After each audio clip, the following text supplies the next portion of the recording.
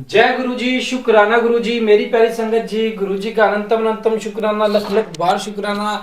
आज का शिव पुराण का पाठ शुरू होता है और गुरु जी के ब्लेसिंग के साथ और गुरु जी के स्वरूप के दर्शन कर लीजिए संगत जी। आज हमारे घर में गुरु जी के बहुत प्यारे दर्शन हैं। ये देखिए जी, कितना प्यारा दरबार सजा हुआ है गुरु जी का हमारे घर में।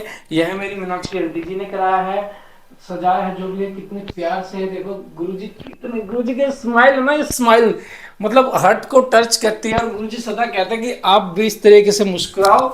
जब तक मैं बैठा हूं ना, आप किसी चीज की चिंता मत करो, क्योंकि चिंता लेने के लिए मैं बैठा हूं। तुम्हें चिंता करने की जरूरत नहीं, बस जो मैं तुम्हें कहता हूँ वो करते जाओ। जैसे अभी गुरुजी ने कहा कि शिव पुराण का पाठ डेली थोड़ा थोड़ा सुनो और डेली अपने कष्ट कटवाते जाओ। यकीन मानो, ये पाठ पूरा होने से पहले, शिव पुराण का कथा पूरी होने से पहले संगत जी, आपके घर में खुशहाली, गुड न्यूज और खुशियां ही खुशियां होंगी। बस गुरु जी पे विश्वास रखो और पाठ को एंड तक जरूर सुनो। आइए पाठ को शुरू करते हैं गुरु जी के मंत्र जाप के साथ। ओम नमः शिवाय, शिव जी सदा सहाय। ओम नमः शिवाय, गुरु जी सदा सहाय। जय गुरु जी। ब्रह्मा और विष्णु को भगवान शिव के शब्द में शरीर का दर्शन। ब्रह्मा जी कहते हैं, मुनि श्रेष्ठ नारद, इस प्रकार हम दोनों देवता गर्वित हो निरंतर प्रमाण करते रहे। हम दोनों मन में एक ही अभिलाषा थी कि इस ज्योतिर्लिंग के रूप में प्रकट हुए परमेश्वर प्रत्यक्ष दर्शन है दे। भगवान शंकर दोनों को प्रतिपालक, अहंकारियों का गर्व चूर्ण करने वाले तथा सबके अविनाशी प्रभु हैं। वे हमें दोनों पर दयालु हो गए। उस समय वहाँ उन सूर्य श्रेष्ठ ओम ओम ऐसा शब्द रूप नाथ प्रकट हुआ जो स्पष्ट रूप से सुनाई देता था। वह नाथ पलटू स्वर में अभिव्यक्त हुआ था। जोर से प्रकट होने वाले उस शब्द के विषय में यह क्या है, ऐसा सोचते हुए समस्त देवताओं के आराध्य भगवान विष्णु मेरे साथ संतुष्ट चित्त से खड़े रहे। वे सर्वथा वैराग्य से रहित थे। उन्होंने लिंग के दक्षिण भाग में सनातन आदि वर्ण आकार का दर्शन किया, उत्तर भाग का उकार का, मध्य भाग में मकार का और अंत में ओम का ओम, इस नाद का साक्षात दर्शन एवं अनुभव किया। दक्षिणी भाग में प्रकट हुए आदिवर्ण आकार को सूर्य मंडल के समान तेजों से देखकर वह उन्होंने उत्तर भाग के दृष्टिपात किया। तब वहां आकर वर्ण अग्नि के समान दीप्तिशाली दिखाई दिया। मुनि श्रेष्ठ, इसी तरह उन्होंने मध्य भाग में मकार को चंद्रमंडल के समान उज्ज्वल कांति से प्रकाशमान देखा। तदंतर तब जब उसके ऊपर दृष्टि डाली, तब शुद्ध समष्टि कणी में समान निर्मल प्रभाव से युक्त तुरीयातीत अमल निष्कल निरपर निर्दरण आदित्य शून्य में ब्रह्मा और आभ्यन तरह के भेद से रहित ब्रह्मानंतर भेद से युक्त जगत के भीतर और बाहर स्वयं स्थित आदि मध्य और अनंत से रहित आनंद के अधिक कारण तथा सबके परम आश्चर्य सत्य आनंद एवं अमृत स्वरूप पर ब्रह्मा का साक्षात्कार किया। उस समय श्री हरि यह सोचने लगे कि यह अग्निस्तंभ यहाँ कहाँ से प्रकट हुआ। हम दोनों फिर इसकी परीक्षा करेंगे। मैं इस अनुपम अंत अनलत्सव में नीचे जाऊंगा। ऐसा विचार करते हुए श्री हरि ने वेद और शब्द दोनों के आव से युक्त विश्व आत्मा शिव का चिंतन किया। तब वहाँ एक सृष्टि प्रकट हुए जो ऋषि समूह के परम सार रूप के माने जाते हैं। उन्हीं ऋषियों के द्वारा परमेश्वर श्री विष्णु ने जाना कि इस शब्द ब्राह्मण शरीर वाले परम लिंग के रूप में साक्षात परम ब्रह्मा स्वरूप महादेव जी ही यहाँ प्रकट हुए हैं। ये चिंता रहित उदूर जहाँ जाकर मन सहित वाणी उसे प्राप्त किए बिना ही लौट आती है। पर ब्रह्मा उस परम ब्रह्मा परमात्मा शिव का वाचक एक साक्षात ही है। वे उसके वाच्य रूप है। वह परम कारण रिष्ट सत्य आनंद एवं अमृत स्वरूप परमात्मा ब्रह्मा एक साक्षात वाच्य है। प्राण के एक अक्षर आकार से जगत के विजभूत अंध जन्मा भगवान ब्रह्मा का बोध होता है। उसके दूर एक अक्षर उकार से परम कारण रूप श्री हरि का बोध होता है और तीसरे एक अक्षर मकार से भगवान नील लोहित शिव का ज्ञान होता है। आकार सृष्टि करता है, आकार मोह में डालने वाला है और मकार नित्यानुग्रह करने वाला है। मकार बोध सर्वव्यापी शिव बीज है और आकार संगत मुझ ब्रह्मा को बीज कहते हैं। आकार उकार नामधारी श्री हरि योनि है। प्रधान और पुरुष के भी ईश्वर जो महेश्वर है, वे बीजी बीज और योनि भी है। उन्हीं को नाद कहा गया है। उसके भीतर सबका समावेश है। बीजी अपनी इच्छा से ही अपने बीज को अनेक रूपों में विविध करके स्थित है। इन बीजी भगवान महेश्वर के लिंग के आकार का रूप बीज प्रकट हुआ है, जो उकार रूप योनियों में स्थापित होकर सब और बढ़ने लगा। वह सूर्यमणि अंड के रूप में ही बताने योग्य था, उसका और कोई विशेष लक्षण नहीं लक्षित होता था। वह दिव्य अखंड अनेक वर्षों तक जल में ही स्थित था।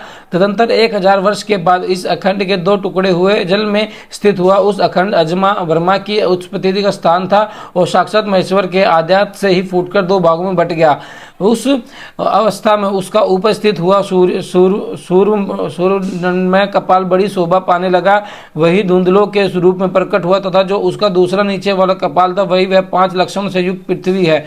उस अंड से चतुर्मुख ब्रह्मा उत्पन्न हुए, जिनकी क्या संज्ञा है, वे समस्त लोगों को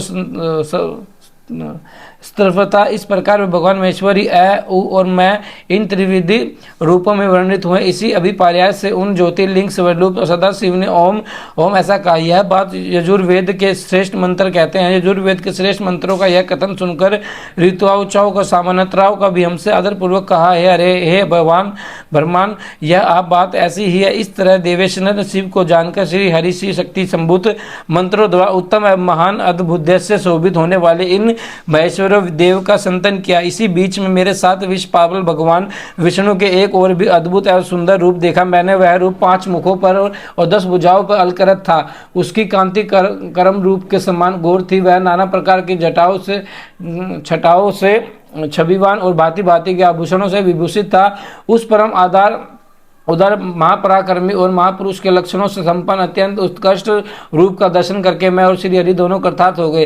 तत्पश्चात परमेश्वर भगवान महेश प्रसन्न हो अपने दिव्य शब्दमय रूप को प्रकट करके हंसते हुए खड़े हो गए। उसका आकार उनका मस्तक और आकार लटाट है। इस आकार दहिना और इकार माया नेत्र है और उकार को उनका दाहिना और ओंकारों को बाया कान बताया गया है। नक्षत्रकार पर उन परमेश्वर का दाया कपोल है और त्रक्षकार बाया ल और ले उनकी नासी के दोनों छिद्र हैं। आकार उन सर्वव्यापी प्रभु का उपरिश्रोष्ट है और आकार अधर है। ओकार और तथा ओंकार ये दोनों कृष्ण उनकी ऊपर और नीचे के 2 दंपत्तियां हैं। और उन 2 देवादि देव शूलधारी शिव के दोनों तालु हैं कि क आदि 5 अक्षर उनके दाहिने 5 हाथ हैं और च आदि 5 अक्षर बाएं 5 हाथ। ट आदि 5 अक्षर उनके पैर हैं। पकार पेट है और पकारों का दाहिना पार्श्व बताया गया है और बाकारों का बाया पार्श्व बकार को कंधा बताते हैं। मकार उन योगी महादेव शंभु का अध्यय है। यह से लेकर सह तक 7 अक्षर सर्वव्यापी शिव के सदमय शरीर की 7 भुजाएं। आकार उनकी नाभि और अक्षर साक्षात मूत्रेन्द्रों कहा गया है। इस प्रकार निगुण गुण स्वरूप परमात्मा के शब्दमय रूप को भगवती उमा के साथ देखकर मैं और श्री हरि दोनों कृतार्थ हो गए।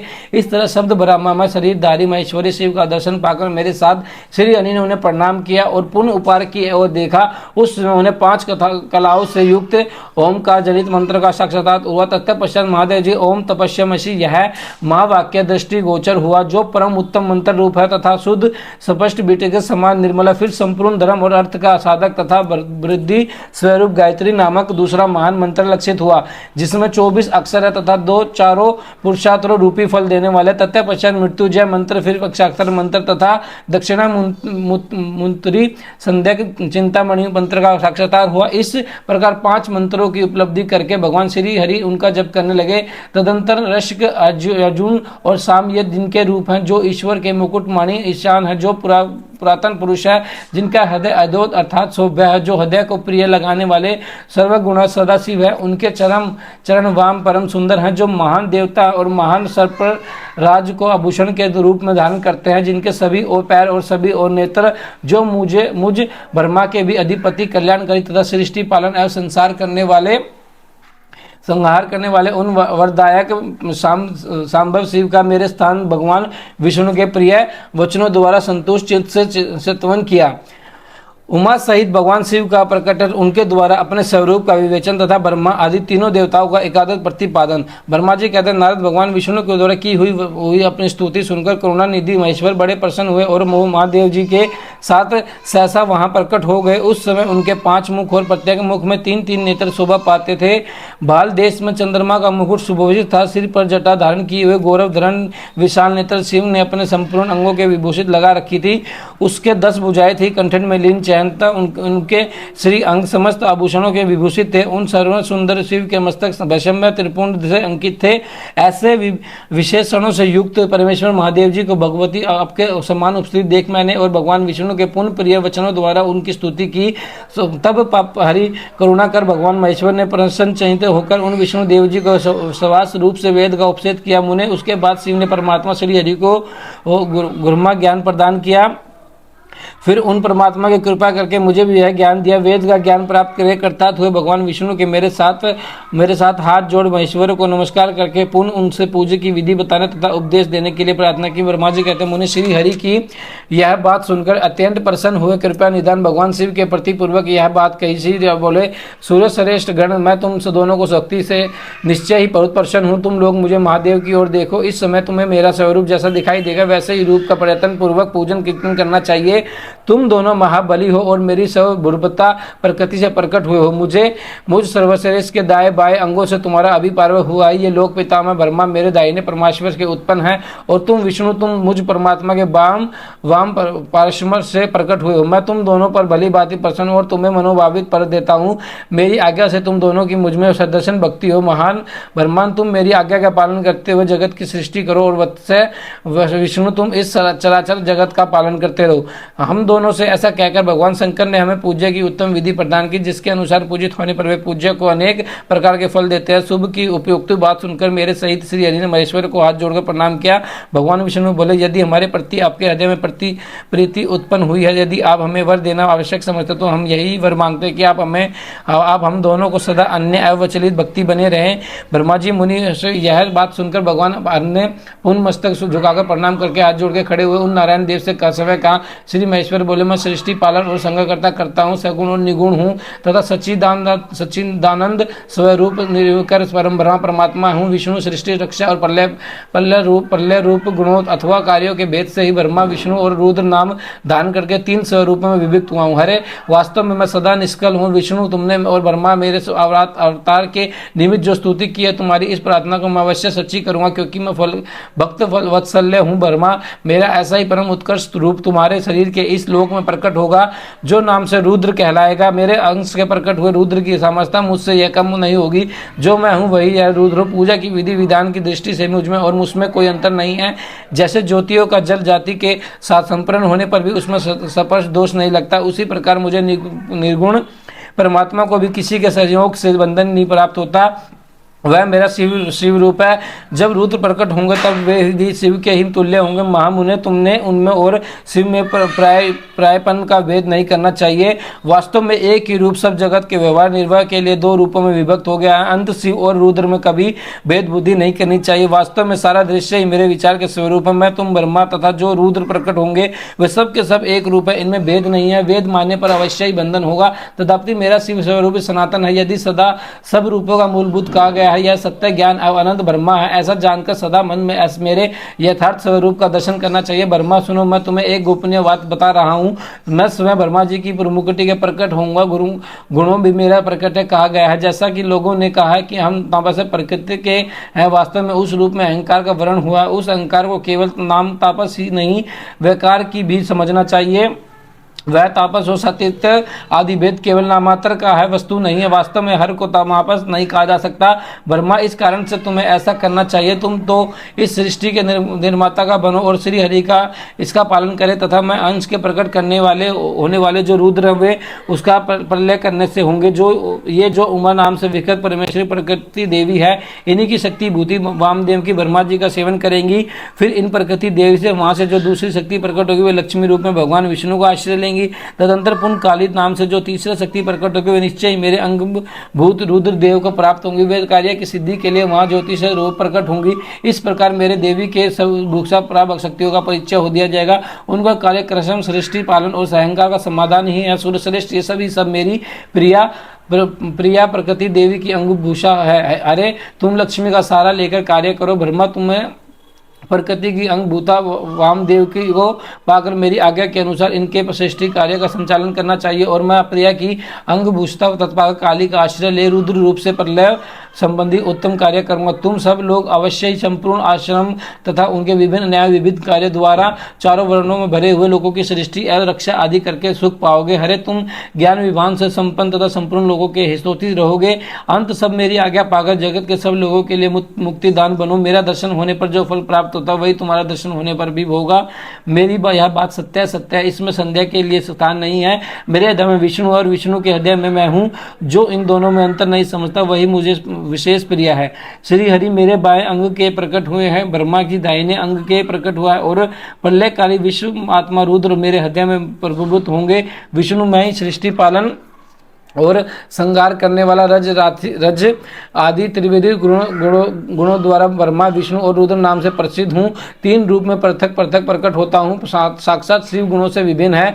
वे प्रकृति और पुरुषों के विपरीत हैं। अत्यंत अनित्य अनंत पूर्ण एवं निरंजन ब्रह्मा परमात्मा है। तीनों लोगों का पालन करने वाले श्री हरि भीतर तमोगुण और बाहर सत्वगुण धारण करते हैं। त्रिलोक के संहार करने वाले रुद्र देव भीतर सत्वगुण और बाहर तमोगुण धारण करते हैं तथा त्रिभुवन मन की सृष्टि करने वाले ब्रह्मा जी बाहर और भीतर से भी रजोगुणी ही है। इस प्रकार ब्रह्मा विष्णु तथा रुद्र इन तीनों देवताओं ने गुण है, परंतु शिव गुणातीत माने गए हैं। विष्णु तुम मेरी आज्ञा से इस सृष्टि करता पितामह प्रसन्नता पूर्वक पालन करो। ऐसा करने से तीनों लोकों में पूजनीय हो जाओगे। श्री हरि सृष्टि की रक्षा का भार एवं भोग मोक्ष दान का अधिकार दे भगवान शिव का अंतर ध्यान होना। परमेश्वर सिंह बोले, उत्तम व्रत का पालन करने वाले हरे विष्णु तुम मेरी दूसरी आज्ञा सुनो। उसका पालन करने से तुम सदा समस्त लोगों में माननीय और पूजनीय बने रहोगे। ब्रह्मा जी के द्वारा रचे गए लोकों में सब कोई दुख या संकट उत्पन्न हो तब तुम उन संपूर्ण दुखों का नाश करने के लिए सदा तत्पर रहना। तुम्हारे संपूर्ण दुष्ट कार्यों में तुम्हारी सहायता करूंगा। तुम्हारे जो भी दुर्जन और अत्यंत उत्कर्ष शत्रु होंगे सब उनको मैं मार गिराऊंगा। तुम्हारे हरे का मार गिराऊंगा, शत्रु मार गिराऊंगा। तुम नाना प्रकार के अवतार धारण करके लोगों में अपनी उत्तम कीर्ति विस्तार करो और सबके उद्धार के लिए तत्पर रहो।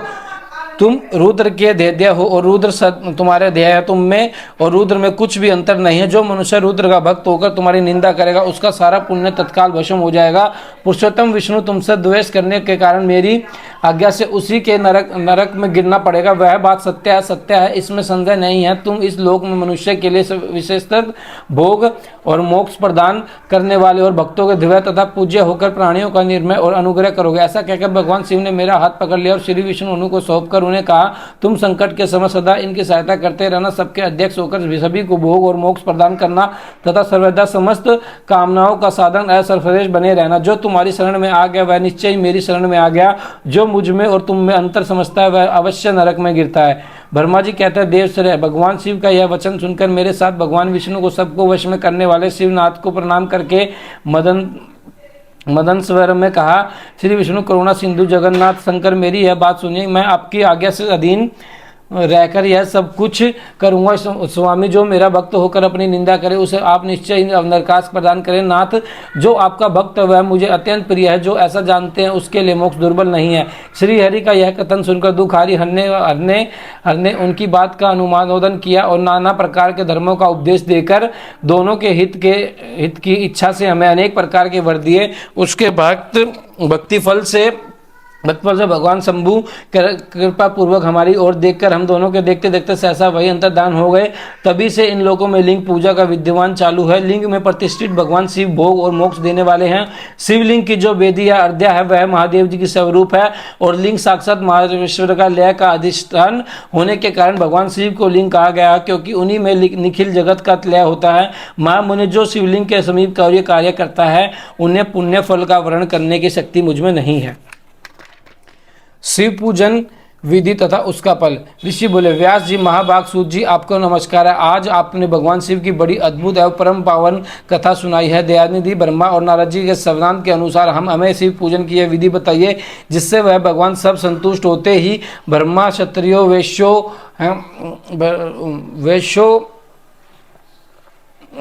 और शूद्र सभी शिव की पूजा करते हुए पूजन करने कैसे चाहिए। हमें व्यास जी व्यास जी मुख से इस विषय के जिस प्रकार सुनो वह बताइए। महर्षियों का यह कल्याण पर्वत एवं श्री संपन्न वचन सुनकर सूत जी कहने लगे, मुनियों प्रश्न के अनुसार वह सब बातें प्रश्न पूर्वकता बताई गई।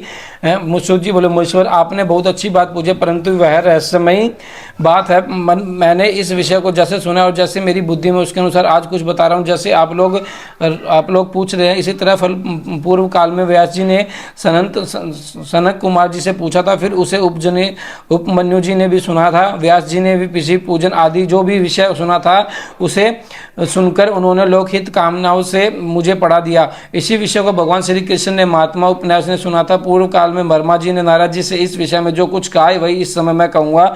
ब्रह्मा जी का नारद, मैं सक्षम है पैसे लिंग पूजन की विधि बता रहा हूँ, सुनो। जैसा पहले कहा गया वैसे ही भगवान शंकर का सुखमय निर्बल एवं सनातन रूप है, उसका उत्तम भक्ति भाव से पूजन करें, इसके समस्त मनोभावित फल की प्राप्ति होगी। दरिद्रता, रोग, दुख तथा शत्रुजनिक पीड़ा, ये 4 प्रकार के पाप तदात्म्य रहते हैं, तभी तक रहते हैं जब तक मनुष्य भगवान शिव का पूजन नहीं करता। भगवान शिव की पूजा होते ही सारे दुख विकलीन हो जाते हैं और समस्त दुखों की प्राप्ति हो जाती है। तत्पश्चात समय आने पर उस उपास की मुक्ति भी हो जाती है। और जो मानव शरीर का आश्रय लेकर मुख्यतः सनातन सुख की कामना करता है, उसे चाहिए कि वह संपूर्ण कार्य और मनोरथों के साधन महादेव जी की पूजा करे। ब्रह्मा, क्षत्रिय, वैश्य और शूद्र ही संपूर्ण कामनाओं तथा प्रयोजनों की सिद्धि के लिए कर्म से अधिक से विधि से अनुसार भगवान शंकर की पूजा करें। भगवान शंकर की पूजा उसी से संपूर्ण कार्य से मनुष्य भगवान शंकर की पूजा करें। प्रत्यह काल ब्रह्मा मुहूर्त में उठकर गुरु तथा शिव का स्मरण करके तीर्थों का चिंतन एवं भगवान विष्णु का ध्यान करें। फिर मेरा देवता और मुनि आदि का विस्मरण चिंतन करके स्तोत्र पाठ पूर्वक शंकर जी का विधि पूर्वक नाम ले। उसके बाद सध्याय से उठकर निवास स्थान से दक्षिणी दिशा में जाकर मल त्याग करे। उसे एकांतर में मनोस्त्र करना चाहिए। उससे शुद्ध होने के लिए जो विधि मैंने सुन रखी है उसी को काज करता हूँ। मन को एक क्रय करके सुनो। ब्रह्मा जी गुदा की शुद्धियों के लिए उसमें 5 बार शुद्ध मिट्टी का लेप करे और धैर्य क्षत्रिय 4 बार, वैश्य 3 बार और शुद्ध 2 बार विधि पूर्वक गुदा की शुद्धि के लिए उसमें मिट्टी लगाए। लिंगों में भी 1 बार प्रत्ययन पूर्वक मिट्टी लगानी चाहिए। तत्पश्चात बाएं हाथ के बाद 10 बार और दोनों हाथों से 7 बार मिट्टी लगाकर प्रत्येक पैर में 3-3 बार मिट्टी लगाए। फिर दोनों हाथों में भी मिट्टी लगाकर दो शूद्र की ही भांति अच्छी तरह मिट्टी लगानी चाहिए। हाथ पैर धोकर पूर्वतन शुद्ध मिट्टी ले और उसे लगाकर दांत साफ करें। फिर अपने वर्णों के अनुसार मनुष्य दत्तवन करें। ब्रह्मा को 12 अंगुली की दत्तवन करनी चाहिए। क्षत्रिय 11 उंगल, वैश्य 10 उंगल और शूद्र 9 अंगुली की दत्तवन करे। यह दत्तवनों का नाम बताया गया है। मनुष्य समृद्धि के अनुसार काल दोष का विचार करके ही दत्तवन करके करे या त्याग दे। तात षष्ठी प्रतिदिन, अमावस, नवमी, व्रता का दिन, सूर्यास्त समा, रविवार तथा श्रद्धा दिवस ये धनातन लिंग दांत धावने के लिए वर्जित है। इनमें दत्तवन नहीं करनी चाहिए। दत्तवन के पश्चात तीर्थ आरती में जाकर विधि पूर्वक स्नान करना चाहिए। विशेष देश काल आने पर मंत्रोच्चारण पूर्वक स्नान करना चाहिए। स्नान के पश्चात पहले आचमन करके वह धुला हुआ वस्त्र धारण करे। फिर सुंदर एकांत स्थल में बैठकर संध्या विधि का अनुसरण करे तथा योग्य संध्या विधि पालन करके पूजा कार्य आरंभ करे। मनों को स्थिर करके पूजा घर में प्रवेश करे। वहाँ पूजन सामग्री लेकर सुंदर आसन पर बैठ पहले न्यास सिद्धि करके समय महादेव जी का पूजा करें। शिव की पूजा से पहले गणेश जी की द्वारपालकों की और दिक्पालकों की भी भली भांति पूजा करके पीछे देवताओं के लिए पीठ स्थान की कल्पना करें अथवा अष्टदलम कमल बनाकर पूजा देव के समीप के बैठे और इस कमल पर ही भगवान शिव को आसन्य करे। तत्पश्चात 3 आचमन करके पुण्य दोनों हाथ धोकर 3 प्राणायाम करके मध्य प्राणायाम अर्थात कुंभ करके समय त्रिनेत्रधारी भगवान शिव का इस प्रकार ध्यान करें। उनके 5 मुख, 10 भुजाएं, शुद्ध सृष्टि के समान उज्ज्वल क्रांति है प्रकार के आभूषण उनके श्री अंगाओं के विभूषित करते हैं अतः तभी करते हैं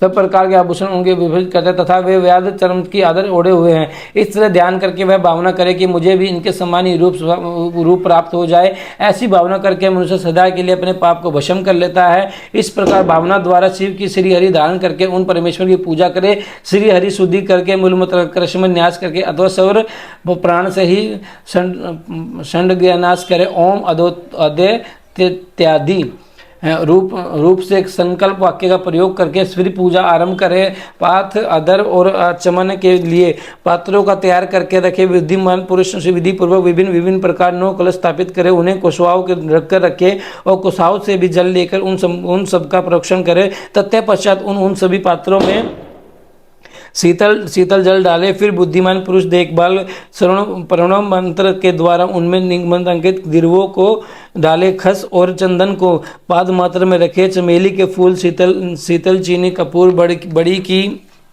जड़ तथा तमाल, उन सबको सदोपित रूप से कूट पीसकर चूर्ण बना ले और चूर्ण बना ले। इलायची चंदन को सभी को पात्रों में डाले। महादेव देवानिधि के महादेव जी के पार्श्व भाग से नरेंद्र का पूजन करें। गंध, धूप तथा भांतियों द्वारा शिव की पूजा करें। फिर लिंग शुद्धि करके मनुष्य प्रसन्नता पूर्वक मंत्र समूह के आदि में प्रणव करता। अंत में नम पद जोड़कर उनके द्वारा इष्ट देव के लिए यथोचित आसन की कल्पना करे। फिर प्रणव से प्रस्थान की कल्पना करके वह भावना करे कि यह इस कमल का पूर्व साक्षात अणिमा नामक ऐश्वर्य रूप तथा अविनाशी दक्षिण दल आदिलाभी पश्चिम दल महिमा है। उत्तर दल प्राप्ति है। अग्नि कोण का दल पराम्बकम है। नेत्र कोण का दल ईश्वरीय है। वाशव कोण का दल वाशवित्व है। ईशान कोण का दल सर्वयज्ञ है। और उस कमल की करणी को सोम कहा जाता है। सोम के नीचे सूर्य, सूर्य के नीचे अग्नि और अग्नि भी नीचे धर्म आदि के स्थान है। करशम ऐसी कल्पना करने के पश्चात चारों दिशाओं में अव्यक्त महत्व अंकार तथा उनके विराकों की कल्पना करें। सोम के अंत तथा रज और रम तम, इन तीनों गुणों की कल्पना करें। इसके बाद असदोजात, परमात्म, बदामी इत्यादि मंत्र के प्रवेशन शिव का आह्वान करके ओम वामदेवाय नमः इत्यादि वामदेव मंत्र से उन्हें आसन पर विराजमान करें। फिर ओम तत्पुरुषाय विवामरः इत्यादि रुद्र गायत्री द्वारा इष्ट देव का सानिध्य प्राप्त करें। उन्हें अरोधरे में धम इत्यादि अदोर मंत्र से वहां निधोर करे। फिर ईशान सर्वाविधानम इत्यादि मंत्र से आराध्य देव का पूजन करे। पाद और आचान्य अपरित करके अध्याय देव तत्व पश्चात गंध और चंदन नर्म मिश्रित जल से विधि पूर्वक रुद्र देव को स्नान कराए। फिर पंचगव्य निर्माण की विधि से 5 द्वारों को एक पात्र में लेकर प्राण से ही अभिमंत्रित करके उन मिश्रित गव पदार्थों द्वारा भगवान ही को नहलाए। तत्पश्चात पृथक दूध, दही, दूध, गन्ने के रस तथा घी से नहलाकर समस्त अभिष्टों को दाता और हितकारियों को पूजने महादेव जी का प्रणव के उच्च वारण पूर्वक पवित्र द्रवाओं द्वारा अभिषेक करे। पवित्र जल पात्रों में मंत्रोच्चार पूर्वक जल डालने से पहले साधक सफेद वस्त्र के उस जल को सुशोभित रीति से छान ले। उस फल को तब तक दूर न करे जब तक इष्ट देव को चंदन न चढ़ा ले। तब सुंदर अक्षात्रों द्वारा प्रसन्ना पूर्वक शंकर जी की पूजा करें। उनके ऊपर कुश, उपामार्ग, कपूर, चमेली, चंपा, गुलाब समेत कलेर, बेला, कमल और उत्पल आदि भांतियों के अपूर्व पुष्प, चंदन आदि चढ़ाकर पूजा करें। परमेश्वर शिव के ऊपर जल की धारा गिरते रहे इसकी भी व्यवस्था करें। जल में भरे भांति के पात्रों द्वारा माहेश्वर को नहलाए। मंत्रोच्चार पूर्वक पूजा करनी चाहिए। वह समस्त फलों को देने वाले हैं। तात अब मैं तुम्हें नमस्त मनोवांछित कामनाओं की सिद्धि के लिए उन पूजा संबंधी मंत्रों का भी संक्षेप से बता रहा हूँ। सावधानी के साथ सुनो। पावन मंत्र से वांडम इत्यादि मंत्र से रुद्र मंत्र तथा नील रुद्र मंत्र से सुंदर और शुभ पुरुष सर्वोत्तम से श्री सूत से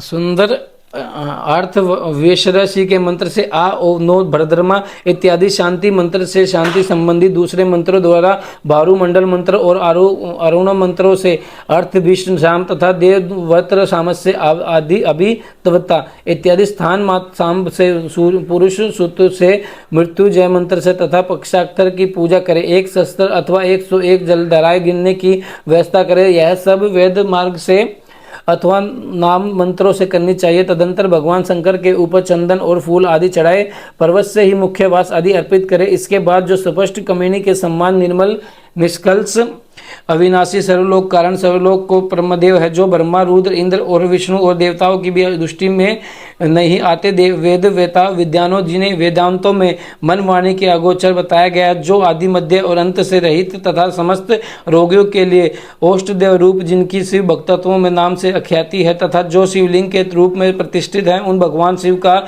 शिवलिंग के मस्तक पर प्रणव मंत्र से ही पूजन करें। धूप दीप विनिवेद सुंदर तांबूल एवं सोरमंब आरती द्वारा उद्योग विधि से पूजा करके स्त्रोतों तथा अन्य नाना प्रकार के मंत्रों द्वारा उन्हें नमस्कार करें। फिर अर्घ्य देकर भगवान के चरणों में फूल बिखरे हुए और स्पष्ट त्यांग प्रणाम करके देवेश्वर शिव की आराधना करे। फिर हाथों में फूल लेकर खड़ा हो जाए और दोनों हाथ जोड़कर निमंत्रित मंत्र से सर्वेश्वर शंकर की पूर्ण प्रार्थना करें।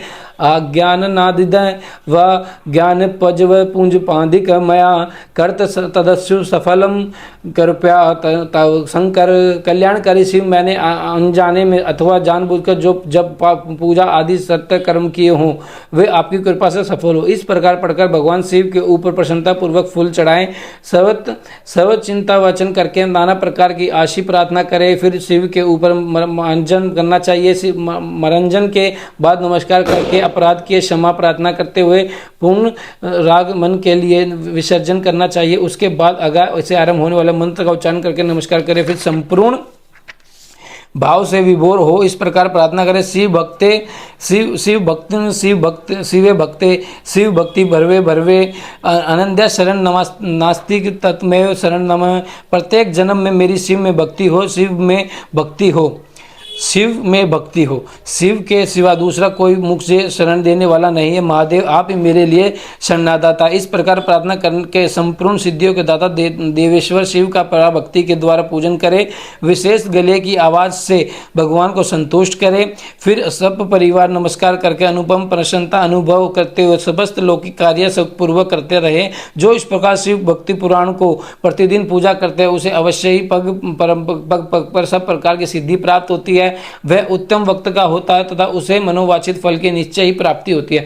रोग दुख दूसरों के निश्चित होने वाले उद्देश्य कुटिलता तथा विष आदि के रूप में जो कष्ट उपस्थित होता है उससे कल्याणकारी परम शिव अवश्य नष्ट कर देते हैं। उस उपास का कल्याण होता है। भगवान शंकर की पूजा से उसमें अवश्य शुद्ध गुणी कोई वृद्धि होती है। ठीक उसी तरह जैसे शुक्ल पक्ष में चंद्रमा बढ़ते हैं। मुनि श्रेष्ठ नारद, इस प्रकार मैंने शिव की पूजा विद्यान बताया है। अब तुम क्या सुनना चाहते हो? कौन सा प्रश्न पूछने वाले हो? तो जय गुरु जी, शुक्राना गुरु जी। की श्रेष्ठता था उनके पूजन की अनिवार्य आवश्यकता का प्रतिपादन।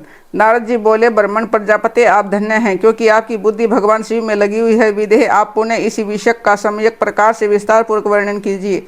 ब्रह्मा जी ने कहा, तात एक समय की बात है जब मैं सब ओर से ऋषियों तथा देवताओं को बुलाकर उन सब को अक्षय सागर के तट पर ले गया, जहाँ सबका हित साधन करने वाला भगवान विष्णु निवास करते हैं। वहाँ देवताओं के पूछने पर भगवान विष्णु ने सबके लिए शिव पूजन की ही श्रेष्ठता बतलाकर यह कहा कि एक मुहूर्त या एक अक्षण भी जो इसका पूजन नहीं किया जाता वह हानि है, वही महान छिद्र है, वही अंधापन है और वही मूर्खता है। जो भगवान शिव की भक्ति में तत्पर हैं, जो मन से उन्हीं को प्रणाम और उन्हीं का चिंतन करते हैं, वे कभी दुख के भागी नहीं होते। जो महान सौभाग्यशाली पुरुष मनोहर भवन सुंदर आभूषणों से विभूषित स्त्रियां जितने से मन को संतोष हो, उतना धन दौलत पुत्र पौत्र आदि संतति आरोग्य सुंदर शरीर अलौकिक प्रतिष्ठा स्वर्गीय सुख अंत में मोक्ष रूपी फल अथवा परमेश्वर शिव की भक्ति का चाहते हैं, वे पूर्वजनों के महान पुण्य से भगवान सदाशिव की पूजा अर्चना में प्रवृत्त होते हैं। जो पुरुष नित्य भक्ति परायण हो, शिवलिंग की पूजा करता हो, उसको सफल सिद्धि प्राप्त होती है तथा वह पापों के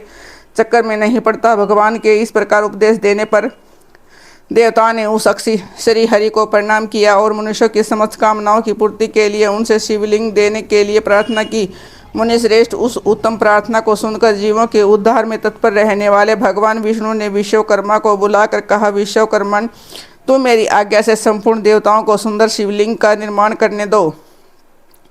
तब विश्वकर्मा ने मेरी और श्रीहरि की आज्ञा के अनुसार उन देवताओं को उनके अधिकार के अनुसार शिवलिंग बना कर दिए। मुनि श्रेष्ठ नारद, किस देवता को कौन से शिवलिंग प्राप्त हुआ इसका वर्णन आज से मैं कर रहा हूँ, उसे सुनो।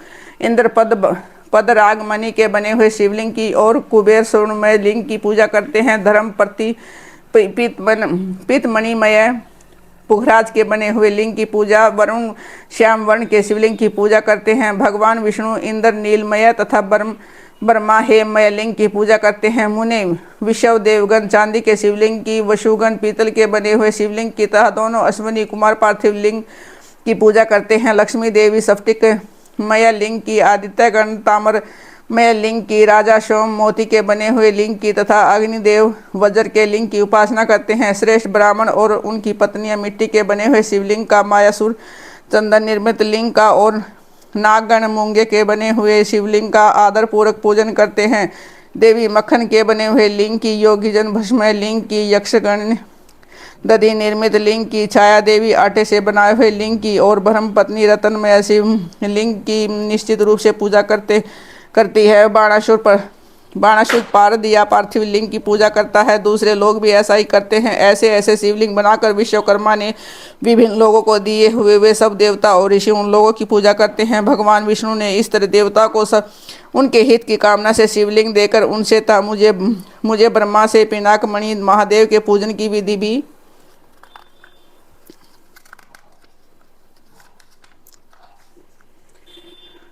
बताई। पूजन विधि सामग्री उनके वचनों को सुनकर देव शिरोमणि और रस सहित मैं ब्रह्म हृदय में हर्ष लिए हुए अपने धाम में आ गया। मुने वहां आकर मैंने समस्त देवताओं और ऋषियों को शिव पूजा की उत्तम विधि बताई जो संपूर्ण अभीष्ट वस्तुओं को देने वाली है। उस समय मुझे ब्रह्मा जी ने कहा, देवताओं सहित समस्त ऋषियों, तुम प्रेम परायण होकर सुनो। मैं प्रसन्नतापूर्वक तुमसे शिव जी की उस विधि का वर्णन करता हूँ जो भोग और मोक्ष देने वाली है। देवताओं और मुनीश्वर समस्त संतों में मनुष्य जन्म प्राप्त करना प्राय दुर्लभ है। उनमें भी उत्तम कुल में जन्म हो और भी दुर्लभ है।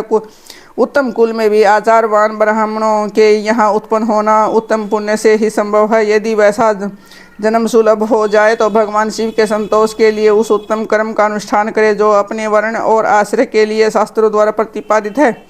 जिस जाति के लिए जो कर्म बताया गया है उसका उल्लंघन न करे।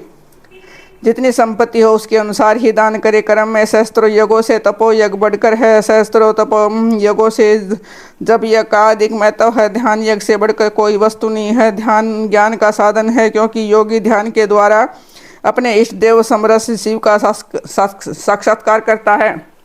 ध्यान यज्ञ में तत्पर रहने वाले उपासक के लिए भगवान शिव सदा ही सन्निग्ध हैं और विज्ञान से सुसंपन्न है। उन पुरुषों की शुद्धि के लिए किसी प्रायश्चित आदि की आवश्यकता नहीं है। मनुष्य को जब तक यह ज्ञान की प्राप्ति नहीं है तब तक वह विश्वास दिलाने के लिए कर्म से भगवान शिव की आराधना करे। जगत के लोगों को एक ही परमात्मा अनेक रूपों में अभिव्यक्त हो रहा है। एकमात्र भगवान सूर्य एक स्थान में रहकर भी जलाशय आदि विभिन्न वस्तुओं में अनेक से दिखते हैं। देवताओं संसार में जो सत्य या असत वस्तु देखी या सुनी जाती है वह सब पर ब्रह्म शिवरूप ही है। ऐसा समझो। जब तक तत्व ज्ञान हो जाए जब तक प्रतिमा की पूजा आवश्यक है। ज्ञान के अभाव को जो भी प्रतिमा पूजा की अवहेलना करता है उसका पतन निश्चित है। इसलिए ब्राह्मणों यह यथार्थ बात सुनो। अपनी जाति के लिए जो कर्म बताया गया है उसका प्रयत्न पूर्वक पालन करना चाहिए। जहाँ जहाँ यथावत भक्ति हो उस आराध्य देव का पूजन आदि अवश्य करना चाहिए क्योंकि पूजन और दान आदि के बिना पातक दूर नहीं होते। जैसे मैले कपड़े में रंग बहुत अच्छा नहीं चढ़ता किंतु जब उसको धोकर स्वच्छ कर लिया जाता है तो उस पर सब रंग अच्छी तरह से चढ़ते हैं। उसी प्रकार देवताओं की भली भांति पूजा से सब त्रिविध शरीर पूर्णतया निर्मल हो जाता है। तभी उस पर ज्ञान का रंग चढ़ता है और तभी विज्ञान का पारकट्य होता है। जब विज्ञान हो जाता है तो भेदभाव की निवृत्ति हो जाती है। भेद की संपूर्णता निवृत्ति हो जाने पर द्वंद्व दुख दूर हो जाते हैं और द्वंद्व दुख से रहित पुरुष शिवरूप हो जाता है। मनुष्य जब तक गृहस्थ आश्रम में रहे तब तक पांचों देवताओं की तथा उनमें श्रेष्ठ भगवान शंकर की प्रतिमा का उत्तम प्रेम के साथ पूजन करे अथवा जो सबके एकमात्र मूल हैं उस भगवान शिव की पूजा सबसे बढ़कर है क्योंकि मूल के सींचे जाने पर शाखा संस्थानीय संपूर्ण देवता स्वतः तृप्त हो जाते हैं। अतः जो संपूर्ण मनोवांछित फलों को पाना चाहता है वह अपने अभीष्ट की सिद्धि के लिए समस्त प्राणियों के हित में तत्पर रहकर लोक कल्याणकारी भगवान शंकर का पूजन करे। जय गुरु जी, शुक्राना गुरु जी। संगत जी, शिव पूजन की सर्वोत्तम विधि का वर्णन हम अगले पाठ में जानेंगे जो कि कल होगा।